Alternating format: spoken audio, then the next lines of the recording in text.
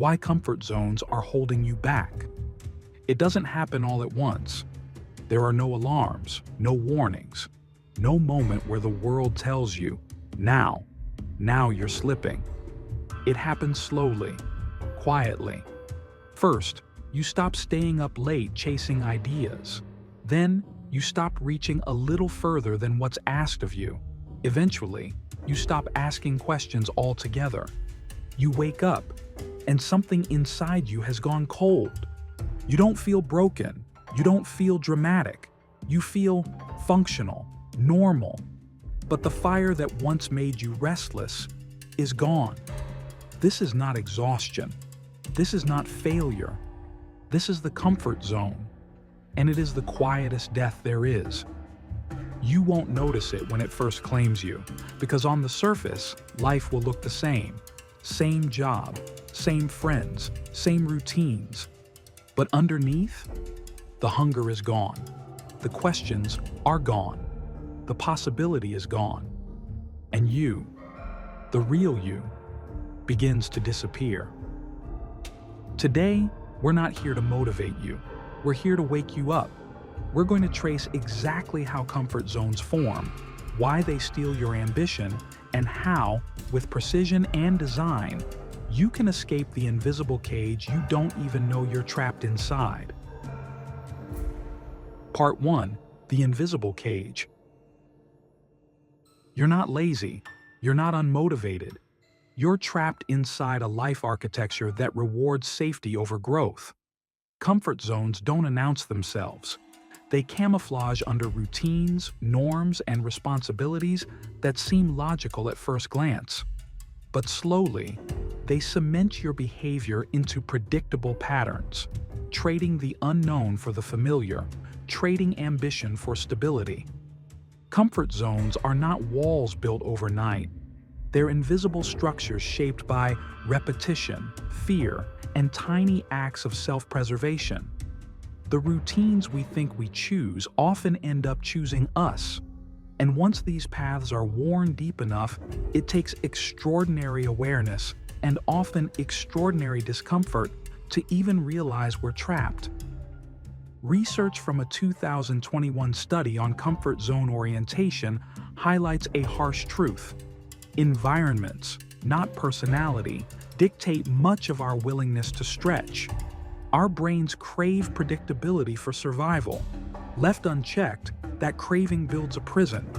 We're not fighting personal weakness. We're fighting environmental design, subtle, powerful, and largely unseen. Until you name the cage, you can't escape it. And the most terrifying part? The longer you stay, the more natural the cage feels. You tell yourself it's maturity. You tell yourself it's practicality. But in truth, it's erosion. The slow fading of the parts of you that once dared to wonder, dared to push, dared to grow. This is why so many wake up at 40 or 50 and realize they no longer recognize the person in the mirror.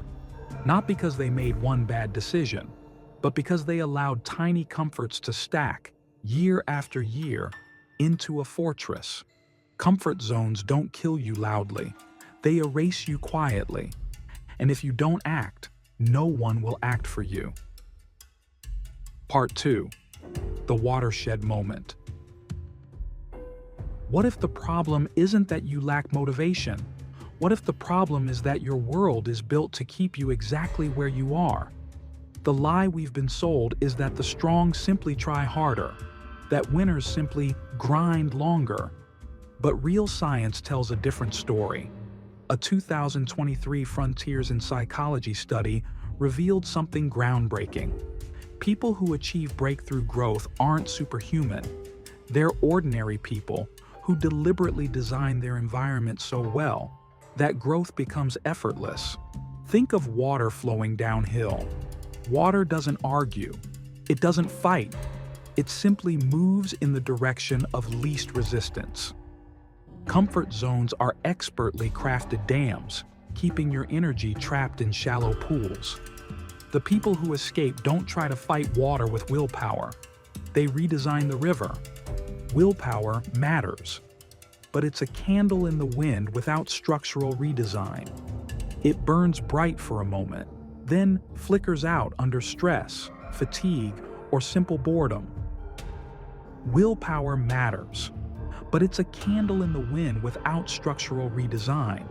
It burns bright for a moment, then flickers out under stress, fatigue, or simple boredom.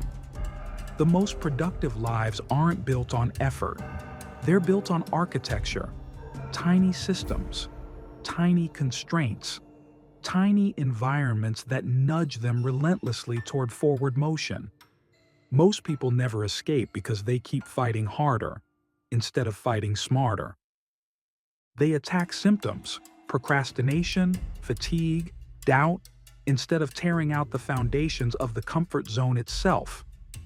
Until you recognize that your systems, not your strength, define your ceiling, you will stay trapped.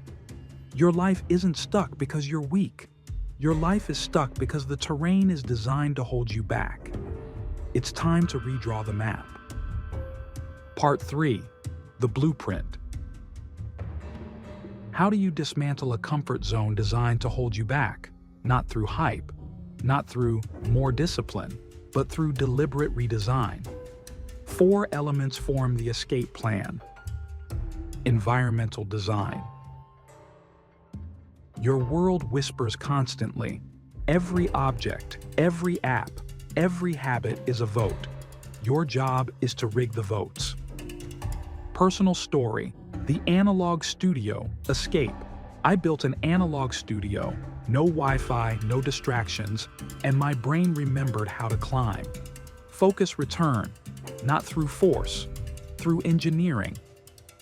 Challenge calibration. Growth happens at the edge, not beyond it. Challenge yourself, but don't drown yourself. Personal story. From dreaming novelist to consistent writer, I set micro goals, 100 words a day. I built consistency and momentum, one small staircase at a time. Feedback mechanisms. You can't fix what you can't see. Build mirrors into your system. Personal story. Designing a feedback ecosystem. Simple dashboards, tiny course corrections, clear sightlines turned wandering into winning. Recovery integration. Pushing harder isn't sustainable. Strategic oscillation is. Personal story. Startup founder and the power of stillness recovery. Blocks unlocked my best ideas, not relentless grind. Stillness sharpened my edge. Together, these 4 systems break the comfort zone at its roots and build a new environment where momentum becomes automatic. You can't force freedom. You must design for it. Part 4. The inevitable obstacles. Change will trigger the comfort zone's defense mechanisms. Perfectionism will whisper, wait until it's perfect. Stress will shout, fall back to willpower. Isolation will taunt, no one else understands. Expect resistance, design for it. Start small, launch before you're ready. Build failure protocols, so relapse isn't fatal, it's feedback. Find mirrors, accountability partners, growth communities to smash isolation. You don't have to get it perfect, you just have to get it moving. The old you will try to sabotage the new you. That's not weakness, that's programming. But new systems rewrite the code. You don't have to fight harder, you have to build smarter. You don't have to walk alone, you have to walk deliberately. Part 5. The transformation. It won't happen overnight. It won't feel like fireworks. It will feel like quiet momentum. One day, you'll realize you're no longer negotiating with yourself to get out of bed. You're moving forward, naturally, without drama. Not through force, through flow. You'll work with more energy, not because you pushed harder, but because your system fuels you. You'll create consistently, not because you found motivation, but because your path rewards motion. You'll chase new possibilities, not because you hyped yourself up, but because curiosity has been reawakened. The real enemy was never your discipline. The real enemy was the invisible architecture trapping your mind and ambition. Today, you're holding the hammer. Redesign your landscape and watch who you become. In the comments, describe one small redesign you're committing to this week. I'll respond and help you sharpen it. The first wall you break down might just be the one that saves your life.